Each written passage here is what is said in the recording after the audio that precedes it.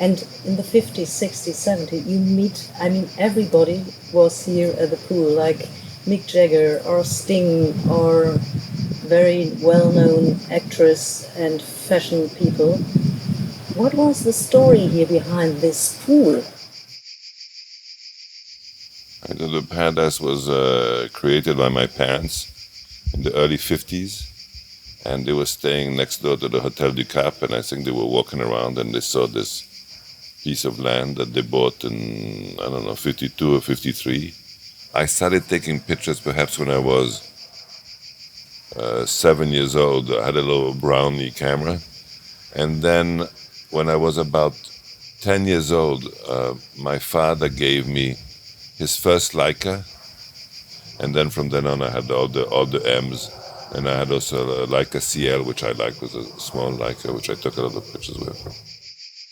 Every morning I wake up, I said, I'm still interested by taking pictures every day of my life. One reason why I take a lot of pictures is I'm dyslexic, and my handwriting is atrocious, so it was a reason to document my life, because if I write it, I can't read what I write. So I have an obsession with colors, but bizarrely enough, 99% of my photographs are in black and white.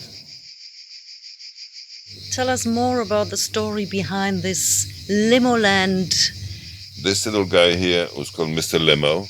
We have a collection of contemporary African art, and there was an artist that's called Lilanga, who sadly passed away, but in one of his paintings, there was a guy.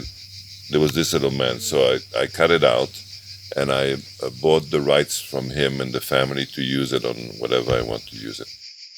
So then I came to the Leica factory, and at that visit I had a jacket, and on the back of the jacket I had my little logo here of Mr. Limo, and we came up with the idea of putting it on your new fabulous camera here, and this will be premiered at Colette on October 19th, and then in November, I think 9th, at your shop in Los Angeles. It's a limited edition, so it will be very rare. I invented the selfie, and I can prove it. There's a little book that will come out in early October, and I can show the first selfie I ever did was in 1973 with Faye Dunaway when I was at Harvard. So I've been taking selfies all my life. And I always find selfies much more interesting than getting an autograph from a star, because the autograph could be fake. So selfie really proves that that you were there. So we're going to have a show in November at the Leica Gallery in Los Angeles of all these pictures that I took over the years around the pool. But like this is Michael Douglas here.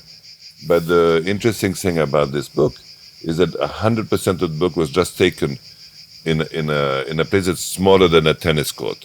So I've been taking pictures for I take a lot of it. That's this like Bono and his wife. She's pregnant, but the entire book is taken just around. Like if you would take a picture, like in a book you do just in a restaurant, just in one limited space. Thank you so much. My pleasure.